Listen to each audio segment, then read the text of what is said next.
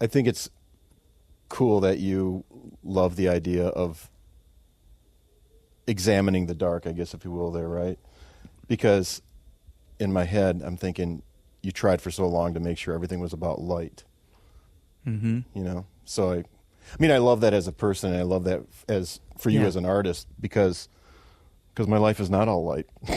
Right. You know, and I don't want to wallow in dark either, but I think it's great to visit. Yeah, know? I think so. moves You have my to soul, acknowledge it, right? It's there.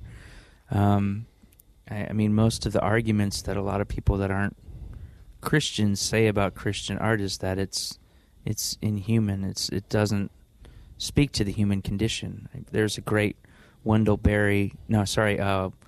Piercy quote where he talks about books, and he says, bad books lie, and they lie most of all about the human condition. And because basically what he's saying is we know when we're being lied to, when we don't connect with a character in a story, it's because they've probably written that character too one-dimensional.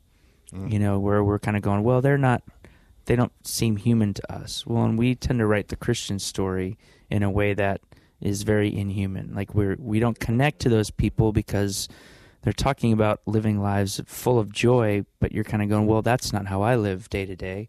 That's my one day a month is maybe like that, but not the rest of the month. Mm-hmm. So Jars, we've kind of, I think, found that one of our places to write from and exist in is the other 29 days where things are confusing and frustrating when things aren't lining up and God doesn't seem real or the story seems fragmented.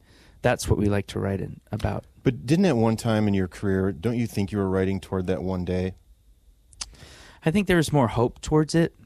Yeah. And I think we were probably young enough to believe that was the way we were supposed to write. You know, I mean, we were 19 and 20 when we started, and right. So there's a lot of people kind of pushing you to write a certain way, and that, you know, I think we did that.